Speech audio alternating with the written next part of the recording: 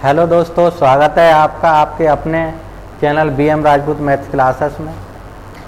जुड़े हैं हम आज एक नई कड़ी के साथ, वही पैटर्न लेकर के जो लगातार चलता चला आ रहा है, महत्वपूर्ण प्रश्न लेकर के, जो आपके आगामी परीक्षाओं के लिए बहुत ही महत्वपूर्ण साबित होंगे। और ये वही क्वेश्चन है जो किसी न किसी एग्जाम में आए हुए हैं। चलिए स्टार्ट करते हैं। आज का पहला क्वेश्चन है किसी कस्बे की जनसंख्या प्रति वर्ष 4% बढ़ जाती है यदि इसकी जनसंख्या वर्तमान जनसंख्या है वो 50,000 है, तो 2 वर्ष बाद यहाँ जनसंख्या कितनी हो जाएगी। देखिएगा 4% की दर से बढ़ रही है। अभी कितनी है? 50,000 है वर्तमान में जनसंख्या। जब वर्तमान जनसंख्या 50,000 है और 4% प्रति वर्ष बढ़ रही है, ठीक है, तो 2 साल बाद जनसंख्या कितनी हो जाएगी। देखिए अभी कितनी है? 50,000। अगर मान लिए 4% बढ़ेगी तो 50,000 का 4% कितना आ जाएगा? 2,000। तो पहली साल में कितनी वृद्धि हो गई? 2,000 की वृद्धि हो गई। 1 साल के बाद अगर जनसंख्या की बात की जाए तो कितनी हो जाएगी? 52,000। लेकिन बात की जा रही है 2 साल के बाद। अब 2 साल के बाद 50,000 पर फिर से 4% की वृद्धि हो जाएगी, तो 2,000 की वृद्धि हो जाएगी। अब 2,000 की वृद्धि यहाँ भी तो होनी है। देखो 2,000 की वृद्धि पर भी तो 4% की वृद्धि होगी, तो कितनी हो जाएगी? 4 दूनी 8, 80 हो जाएगी। देखो वर्तमान में जनसंख्या कितनी है? 50,000। अब क्या बताया गया? 2 साल बाद जनसंख्या कितनी हो जाएगी? वर्तमान में 50,000 जनसंख्या है और इसका 4% निकालेंगे तो 2,000 आ जाएगा। 1 साल बाद ये हो गई। दूसरी साल के लिए बढ़ेंगे तो 50,000 पर 4% वृद्धि होगी और इस 2,000 पर भी 4% वृद्धि होगी। तो 2,000 पर 4% वृद्धि निकालेंगे तो 4 दूनी 8, 2 जीरो समाप्त हो जाएंगे, 1 जीरो रह जाएगा। तो टोटल जनसंख्या कितनी हो जाएगी आपकी? 54,080। आपका आंसर हो जाएगा सी ऑप्शन। ठीक है, सिंपल सवाल है, अच्छा सवाल है, और हमने वही क्वेश्चन लिए हैं जो आपकी 1 दिवसीय एग्जाम के लिए महत्वपूर्ण है। हाँ, आप लोगों के बहुत अच्छे कमेंट आए। लास्ट टाइम पे आप लोगों ने जो कमेंट किए, बहुत अच्छे कमेंट किए। इसमें कुछ बच्चों ने कहा कि आपका स्टैंडर्ड थोड़ा सा लो है और हाई कीजिए, लेकिन कुछ बच्चों ने कहा कि सर स्टैंडर्ड हाई है, थोड़ा सा लो कीजिए। इसी वजह से हमने मध्यम कंडीशन के सवाल लिए हैं, न तो स्टैंडर्ड ज़्यादा हाई लिया है और ना ही ज़्यादा लो लिया है, और वही क्वेश्चंस लिए हैं जो आगामी एग्जामों के लिए महत्वपूर्ण साबित होंगे। अब देखो स्टार्टिंग चल रही है और लास्ट तक पहुँचते पहुँचते क्वेश्चनों का लेवल है वो बढ़ जाएगा। चलिएगा, अगला क्वेश्चन है आपका, एक संपत्ति का मूल्य प्रति वर्ष 5% की दर से कम हो जाता है यदि इसका वर्तमान मूल्य 4,11,540 हो तो 3 वर्ष पहले इसका मूल्य कितना था। अब 3 साल पहले इसका मूल्य कितना था? थोड़ी कैलकुलेशन है क्योंकि संख्या दिखाई दे रही है, थोड़ी अजीब सी है। ठीक है, अब कितना था ये हमें निकालना है। तो हम यहाँ पर मान के चलें कि 3 साल पहले जो मूल्य था वो X रुपए रख लेते हैं। अब देखो कितनी कमी हो रही है? 5% की दर से कमी हो रही है। जब पहले कीमत कितनी है? X रुपए है, 5% कमी हो जाएगी तो कितनी रह जाएगी? 95/100। फिर 5% कमी हो जाएगी तो 95/100। फिर 5% कमी हो जाएगी तो 95/100। देखो पहली साल बाद कीमत इतनी रह जाएगी, दूसरी साल बाद इतनी रह जाएगी और तीसरी साल बाद इतनी रह जाएगी, और 3 साल के बाद जो कीमत रह गई 1,11,540। कैलकुलेट अगर हम करेंगे तो चलो 19 से विभाजित करते हैं। पहले 5 से काट लो। 5 से काटेंगे 19 बार, 5 से इसे काटेंगे 5 अट्ठे 40, 5 दूनी 10, 5 तिया 15। ठीक है, आगे 0, 5 अट्ठे 40। ठीक, अगर हम 19 का भाग दें, 19 चौका 76। ठीक, आपका कितना बनेगा? 76 है 82, बचा रह गया आपका 6 63। ठीक, 19 तिया 57, 6 60, 19 तिया 57, 19 दूनी 38। फिर से देखिएगा 19 से काटो, 19 पंजे 95, 19 दूनी 38, ठीक है, बचा रह गया आपका 5, ठीक है, 19 दूनी 38, उसके बाद आपका 19 अट्ठे, आगे फिर 19 से काट देंगे, 19 पंजे 95, 19 से एकम 19, 19 दूनी 38। अब ये आपका बच्चा 25, 25 से इसे काट दो 4 बार। हमें तो यहाँ पर वैल्यू पुरानी निकालनी है, एक्स का वैल्यू निकालनी है, तो यहाँ पर बचा 12 इंटू, यहाँ पर देखो कितना रह गया 4 और 2 और 2 4 0, ठीक है, तो 12 चौका 48 और 4 0 है, ठीक है, कितना बन जाएगा आपका 4,80,000, डी ऑप्शन बन जाएगा। थोड़ी संख्याएं हैं, देखिए 4,11,540 थोड़ी बड़ी संख्या है, तो यहाँ पर कैलकुलेशन करने में थोड़ा सा बड़ा महसूस हो रहा है, लेकिन अगर 1-2 बार प्रैक्टिस हो जाएगी तो यही संख्याएं आपको छोटी महसूस होने लगेगी। चलिएगा देखते हैं नेक्स्ट क्वेश्चन। ये है आपका अगला सवाल। इस सवाल में दिया हुआ है कि किसी संख्या में 10% की वृद्धि की जाती है, उसके उपरांत 10% की कमी की जाती है, तो संख्या में क्या परिवर्तन होगा। अगर यहाँ संख्या हम 100 मान के चलें, अगर संख्या 100 है तो पहली बार में 10% वृद्धि की गई है तो संख्या हो गई 110, परसेंटेज की बात है तो 110/100। अब ये संख्या हो गई। अब इसी संख्या में 10% की कमी की जाती है तो संख्या कितनी रह गई 90/100। 100 से 100 कैंसिल, 0 से 0, 0 से 0, 11 का 9 में गुणा करें कितना बना 99। पहले संख्या थी 100, अब रह गई 99, तो क्या हुआ 1% की कमी आ गई। 1% की कमी, इसका मतलब आपका बन जाएगा डी ऑप्शन, ठीक है। किसी को कोई प्रॉब्लम नहीं होनी चाहिए, सिंपल सवाल है। चलो देखते हैं अगला क्वेश्चन।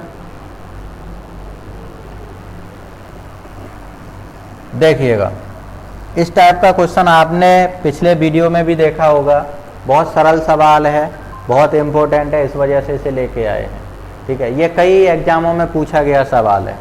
देखिए 2/3 भिन्न 1/3 की कितनी प्रतिशत है। अब 2/3 भिन्न 1/3 की कितनी प्रतिशत है। अब 2/3 है, वो 1/3 का कितना प्रतिशत है, तो यहाँ पर 2/3 1/3 का कितना प्रतिशत है, तो यहाँ पर 3 का तो कोई औचित्य मत मानो, बट्टे में 3 है, दोनों का खत्म कर दो। अब ये 2 है, वो 1 का कितना परसेंटेज है।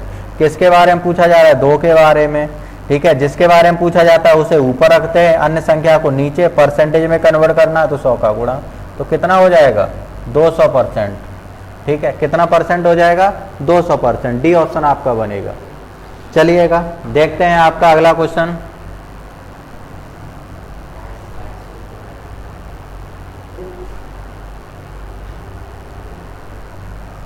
अगला क्वेश्चन है आपका, एक व्यक्ति के वेतन में 10% कमी की गई, उसके कम किए गए वेतन में कितने प्रतिशत की वृद्धि की जाए ताकि उसके प्रारंभिक वेतन के बराबर हो जाए। अगर हम किसी व्यक्ति का वेतन 100 रुपये मान के चलें, अब पहली बार में क्या है कि 10% कमी की गई, जब हम 10% की कमी कर देंगे तो उसका वेतन कितना हो जाएगा 90। जब वेतन हो जाएगा 90 रुपये, अब क्वेश्चन में यह कहा गया है कि इस वेतन में कितने की वृद्धि कर दें ताकि प्रारंभिक वेतन के बराबर हो जाए। इस 90 में कितनी वृद्धि करें ताकि ये 100 के बराबर हो जाए, परसेंटेज में ही निकालना है। जैसे हम सभी लोग जानते हैं कि वृद्धि परसेंटेज बराबर होता है वृद्धि गुणा 100 प्रारंभिक मान, ये फॉर्मूला होता है, सभी लोग जानते हैं। अब यहाँ पर वेतन कितना था 100 रुपये था, अब 100 रुपये में से 10% की कमी की गई तो अब वेतन रह गया 90। अब क्वेश्चन में कहा गया है इसमें कितनी पुनः वृद्धि कर दें कि ये 100 हो जाए। तो यहाँ पर देखो कितने रुपए की वृद्धि हो जाए, 10 रुपए की वृद्धि हो जाए, ठीक है। कितने के अनुसार वृद्धि होगी, 90 के अनुसार वृद्धि होगी, ठीक है। इनटू में 100, 0 से 0 अगर भाग लगाएंगे तो 11 सही 1/9%, तो आपका आंसर क्या हो जाएगा बी ऑप्शन। तो 11 सही 1/9% की अगर वृद्धि कर दी जाएगी तो ये वेतन प्रारंभिक वेतन के बराबर हो जाएगा।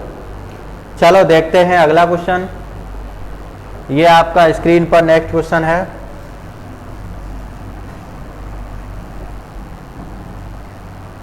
ए की आय बी की आय से 20% अधिक है, तो बी की आय ए की आय से कितने प्रतिशत कम है। देखो दो कैंडिडेट हैं ए और बी। क्वेश्चन में बताया गया है ए की आय बी की आय से 20% अधिक है। अगर हम बी की आय 100 रुपये मान के चलें तो ए की आय कितनी है 120 रुपये। ए की आय बी की आय से कितनी अधिक है 20% अधिक है। अगर बी की आय 100 रुपये मान के चलें तो ए की आय हो जाएगी 120 रुपये। क्वेश्चन में बताया गया है कि बी की आय ए की आय से कितने परसेंट कम है। अब इस बी की आय है वो ए की आय से कितने परसेंट कम है। अब हमें क्या निकालनी है, कमी निकालनी है, तो कमी परसेंटेज निकालेंगे। जैसे अभी थोड़ी देर पहले वृद्धि परसेंटेज निकाली थी, इसी तरह से कमी परसेंट निकालेंगे। तो 120 से 100 कितना कम है 20 कम है, तो 20 गुणा 100 बट्टे किससे तुलना करनी है 120 से करनी है। ठीक है, 0 से 0 काट देंगे, 2 से काटो 6 बार, फिर 2 से काट दो 3 बार तो 50 बार। 50 में 3 का भाग देंगे तो 16 3 48, 2 बचेंगे बट्टे 3, अर्थात 16 सही 2 बट्टे 3%। आपका सी ऑप्शन आंसर बन जाएगा। चलिए बढ़ते हैं आगे। नेक्स्ट क्वेश्चन है आपका ए का वेतन बी के वेतन से 25% अधिक है, तो बी का वेतन ए के वेतन से कितना परसेंट कम है। जिस तरह के आपको क्वेश्चन बताएं उसी तरह के लगातार क्वेश्चन चलते चले जा रहे हैं। ठीक है, तो ए का वेतन बी के वेतन से 25% अधिक है। दो कैंडिडेट हैं ए और बी। ए का वेतन बी के वेतन से 25% अधिक है, तो बी का वेतन 100 रुपए है, तो ए का वेतन कितना होगा 125 रुपए होगा। ए का वेतन बी के वेतन से 25% अधिक है। ठीक है, तो बी का वेतन हमने मान लिया 100 रुपए, तो ए का वेतन कितना होगा 25% अधिक 125 रुपए होगा। तो बी का वेतन ए के वेतन से कितना कम है। अब इस बी का वेतन ए के वेतन से कितना कम है, जैसे अभी क्वेश्चन निकाला था, तो यहाँ पर देखो 125 से 100 कितना कम है 25 कम है, बट्टे किससे तुलना की जानी है ए के साथ, अर्थात 125 इंटू में 100, 25 पंजे 125 और 5 का भाग इसमें लगाएंगे, आंसर क्या बन जाएगा 20%। आपका सी ऑप्शन आंसर आएगा। चलो देखते हैं अगला क्वेश्चन। अगला क्वेश्चन है कि ए की आय बी की आय से 20% अधिक है, तो बी की आय ए की आय से कितने परसेंट कम है। ठीक है, जैसा आपको ये क्वेश्चन अभी थोड़ी देर पहले कराया था वही क्वेश्चन रिपीट हुआ है, अर्थात ये 16 से 2/3 आएगा, अभी आपको बताया था। अब नेक्स्ट क्वेश्चन है, देखें एक भिन्न के अंश में 20% वृद्धि कर दी गई और उसके हर में 20% कमी कर दी गई, अतः भिन्न का मान 4/5 हो जाता है, तो मूल भिन्न क्या थी। अगर मूल भिन्न क्या थी ये हमें निकालना है, तो मूल भिन्न मान के चलें x/22। ऊपर वाली संख्या होती है अंश और नीचे वाली संख्या होती है हर। ठीक है, ऊपर अंश है और नीचे हर है, मूल भिन्न हमने मान ली x/22। चलिएगा, क्या बताया गया है कि भिन्न के अंश में 20% वृद्धि कर दें। जब इसमें 20% वृद्धि करेंगे तो भिन्न कितनी हो जाएगी 120, और उसके हर में 20% कमी कर दें। जब हर में 20% कमी करेंगे तो यहाँ हर कितना हो जाएगा 80, तो भिन्न कितनी बढ़ रही है आपके 4/5 बढ़ रही है, 4/5 के बराबर हो रही है। तो मूल भिन्न क्या थी, तो मूल भिन्न तो हमारी x/22 थी, इसी का मान निकालना है। 20 छिक्का 120, 20 चौका 80। ठीक है, ये 4 है, ये गुणा में पहुंच जाएगा, और ये 6 गुणा वाला है भाग में आ जाएगा। 2 से काटो 2 बार और 2 से इसे काटेंगे 3 बार, तो x/22 भिन्न कितनी हो गई 8/15। 4 दूनी 8, 5 3 15, ये हमारी मूल भिन्न निकल के आ जाएगी। तो आंसर क्या बन जाएगा बी ऑप्शन। ठीक है, सभी को समझ में आया होगा, किसी को कोई दिक्कत नहीं लगनी चाहिए, ऐसा क्वेश्चन ज्यादातर एग्जाम में पूछा जाता है। ठीक है, देखें थोड़ा सा रिपीट और करा देते हैं इसे। किसी को कोई दिक्कत लगे तो कमेंट बॉक्स में लिख करके जरूर बताएं कि हमें ये प्रॉब्लम आ रही है। कुछ लोगों ने बताया था कि सर आप थोड़ा जल्दी पढ़ाते हैं, तो अब कोशिश कर रहे हैं कि थोड़ा स्लो पढ़ाएंगे। ठीक है, समय उतना ही है, उतने ही समय में कार्य बहुत करना है, इस वजह से कभी कभार क्या है कि थोड़ी बहुत स्पीड आगे बढ़ जाती है। चलिएगा, थोड़ा आप भी अपनी स्पीड बढ़ाइए, अगर आपकी भी स्पीड बढ़ेगी तो काम ज़्यादा हो जाएगा, और समय सभी के पास उतना ही है, 24 घंटे ही हर किसी के पास होते हैं। अब 24 घंटे के अनुसार ही चलना है। चलिएगा, यहाँ पर दिया हुआ है कि एक भिन्न के अंश में, थोड़ा सा रिपीट करा देते हैं। अंश में 20% वृद्धि, तो हमने मूल भिन्न क्या मानी थी, x बट्टे वाई मानी थी। मूल भिन्न क्या मानी थी, x बट्टे वाई मानी थी। अगर अंश में 20% वृद्धि कर देंगे तो परसेंटेज 100 पर डिपेंड होता है, तो अंश कितना हो जाएगा 120%, और हर में 20% कमी की गई है तो हर कितना रह गया 80%। अब देखो भिन्न हमारी ये बन गई, भिन्न किसके बराबर है, 4/5 के।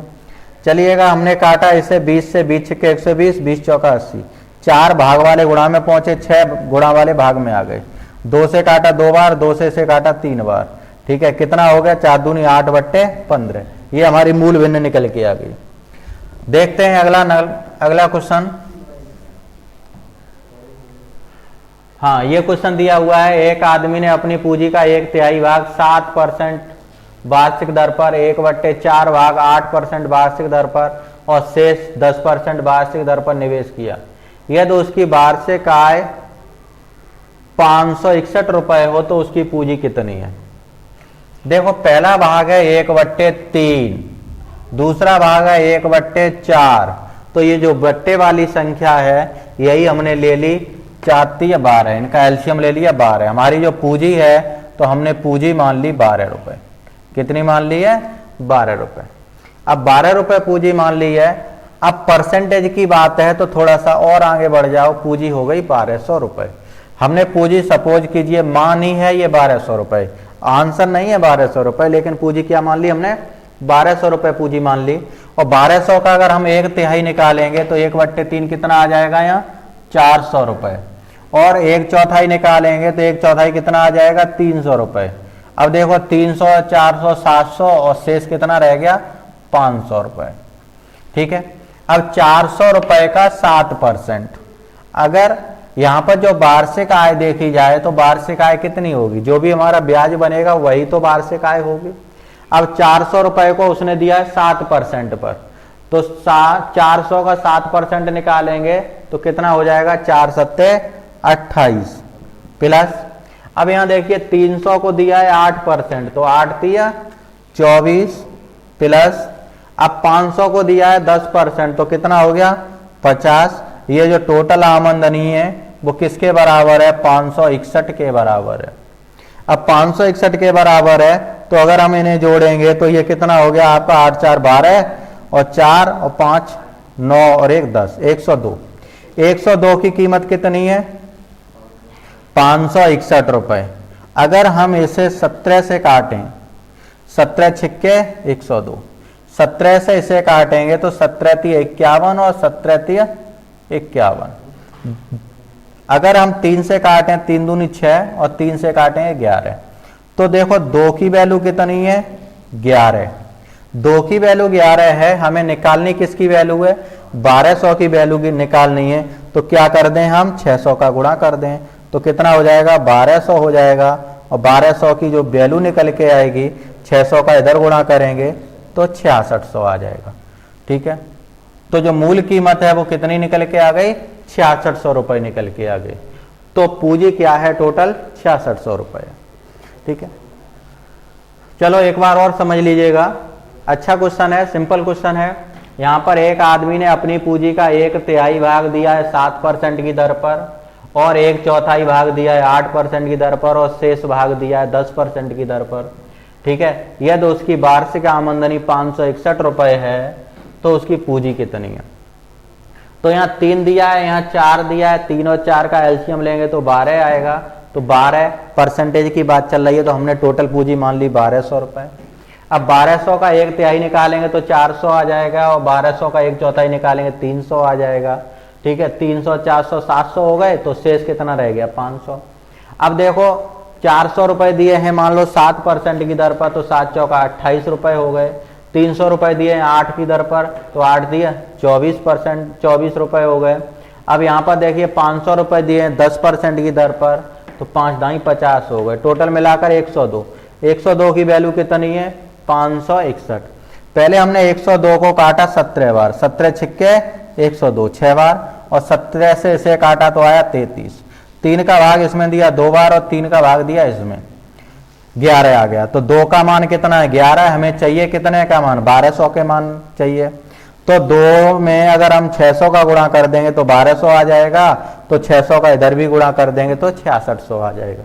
तो पूंजी निकल के आ गई 6600। आइए देखते हैं अगला क्वेश्चन। अच्छा, ये आज के वीडियो का अंतिम क्वेश्चन था। अभी जो क्वेश्चन कराया आपको आज के वीडियो का अंतिम क्वेश्चन था। ठीक है, मिलते हैं आपसे अगले वीडियो में। तब तक के लिए धन्यवाद।